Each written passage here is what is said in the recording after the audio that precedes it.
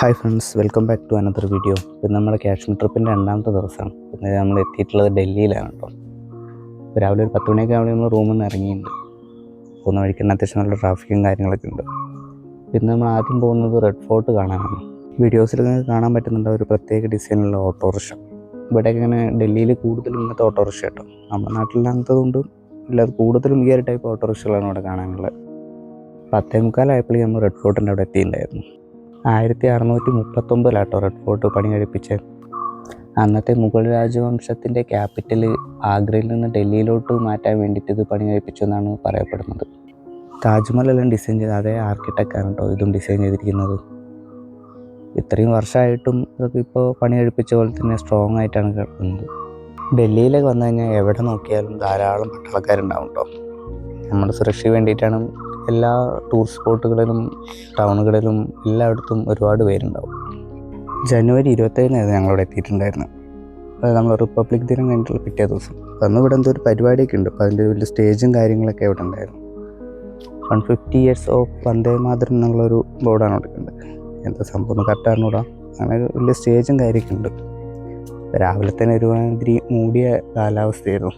മഴയ്ക്ക് നല്ല ചാൻസ് ഉണ്ട്.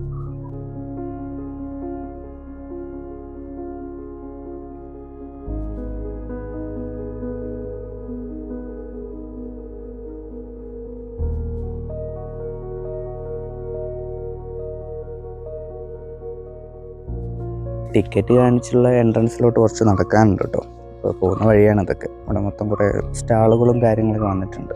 അല്ല ഈ പരിപാടിയോട് അനുബന്ധിച്ച് വന്നതാണ് തോന്നുന്നത്.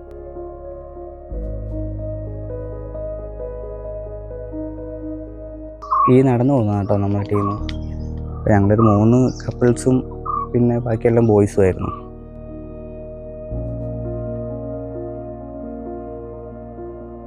യാത്ര ചെയ്യാൻ നമുക്ക് ഇഷ്ടമാണെങ്കിൽ അതിൽ ഏജൊന്നും ഒരു പ്രശ്നമല്ല കേട്ടോ. കാരണം നമ്മുടെ കൂടെ തന്നെ 20 വയസ്സുള്ള പയ്യന്മാരൊക്കെ ഉണ്ടായിരുന്നു. അതുപോലെ തന്നെ പിന്നെ കല്യാണം കഴിച്ച് മക്കളായ ആൾക്കാരും മക്കളെയും കൂട്ടിയിട്ടൊക്കെയാണ് അവർക്ക് വന്നിട്ടുണ്ടായിരുന്നു.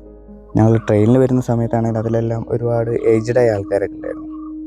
അത് നമ്മൾ കേരളത്തിൽ നിന്ന് തന്നെ വരുന്ന ഒരുപാട് ഏജ്ഡായ ആൾക്കാരൊക്കെ ഇതേപോലെ തന്നെ കാശ്മീർ മണാലിയൊക്കെ ആയിട്ട് ഇങ്ങനെ ഒരുപാട് പേര് വരുന്നുണ്ടായിരുന്നു.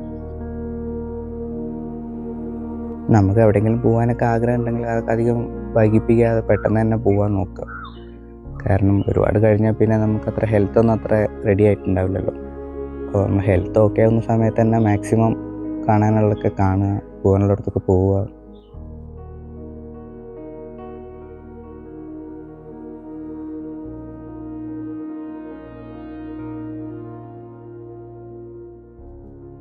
ഇവിടെയുണ്ട് ഫോർട്ടിൻ്റെ ഉള്ളിൽ വരുന്ന ഒരു പ്രധാന കവാടം. അത്യാവശ്യം നല്ല ഹൈറ്റൊക്കെ ഉണ്ട് കാണാനായിട്ട്.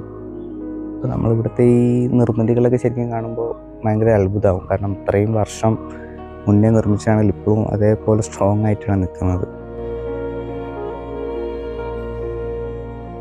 ഇതിൻ്റെ ഉള്ളിലായിട്ടും ധാരാളം ഷോപ്പുകളും കാര്യങ്ങളൊക്കെ ഉണ്ട്. അപ്പോൾ ചെറിയ ചെറിയ പർച്ചേസൊക്കെ വേണമെങ്കിൽ നമുക്ക് ഇവിടെ നിന്ന് ചെയ്യാവുന്നതാണ്.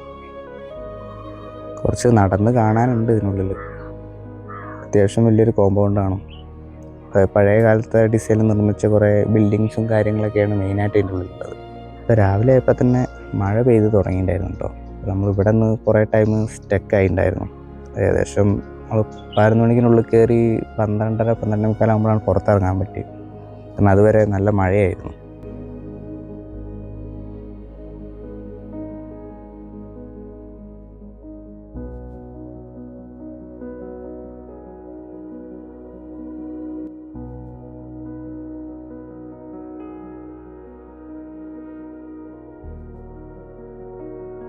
ഇതേപോലെയുള്ള ഫ്രെയിം നമുക്കിവിടെ ഒരുപാട് സ്ഥലത്തും കാണാൻ പറ്റും.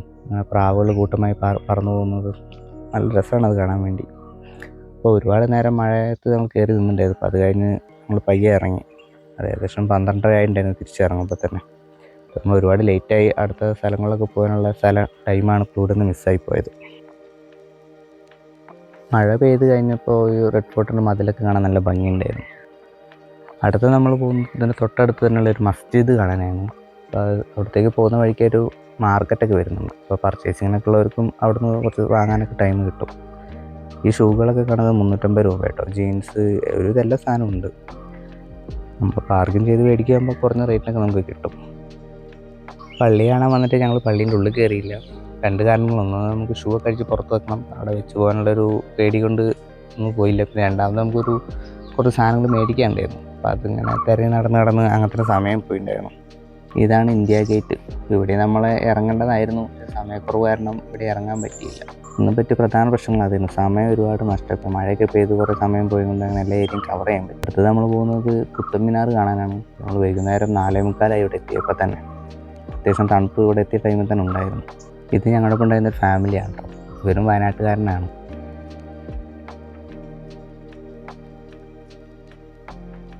നമ്മുടെ ഇന്ത്യയുടെ ഒരുപാട് ചരിത്ര സംഭവങ്ങളൊക്കെ നടന്ന ഏരിയയാണ് കേട്ടോ ഇവിടെയൊക്കെ.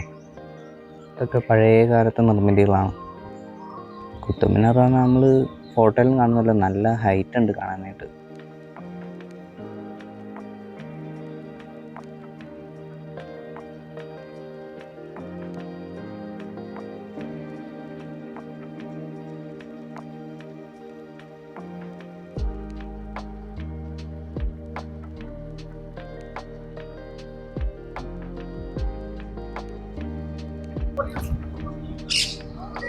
ഈ കാണുന്നതെല്ലാം കുത്തബ് മിനാറിൻ്റെ അടുത്തുള്ള സംഭവങ്ങളാണ് കേട്ടോ.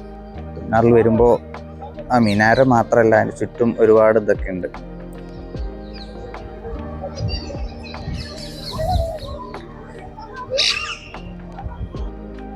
ഒരു 6 മണി സമയമായപ്പോഴേക്കും ഇവിടെ ലൈറ്റൊക്കെ ഇട്ട് തുടങ്ങി. അപ്പോൾ ഇവിടെ കാണാൻ കുറച്ചുകൂടി ഭംഗിയുണ്ടായിരുന്നു മിനാരൊക്കെ കാണാൻ വേണ്ടി. കാരണം അതുവരെ ഒരുമാതിരി പുക മൂടിയ പോലെയായിരുന്നു മൊത്തം ക്ലൈമറ്റൊക്കെ. അപ്പോൾ അങ്ങനെ കാണാൻ വലിയ രസമില്ല. അപ്പോൾ ലൈറ്റ് ഇട്ടപ്പോഴാണ് അതിൻ്റെ ഒരു ഭംഗി നമുക്ക് എടുത്തറിയാൻ പറ്റുന്നത്. ഇവിടെ കുറച്ച് ഫോട്ടോസും കാര്യമൊക്കെ നമ്മൾ എടുത്തിട്ടുണ്ടായിരുന്നു. അത് കഴിഞ്ഞ് നമ്മൾ 7 മണിയൊക്കെ ആയപ്പോഴാണ് ഇവിടുന്ന് തിരിച്ചറിഞ്ഞത്. അപ്പോൾ ഏകദേശം നല്ല തണുപ്പായി തുടങ്ങിയിട്ടുണ്ടായിരുന്നു.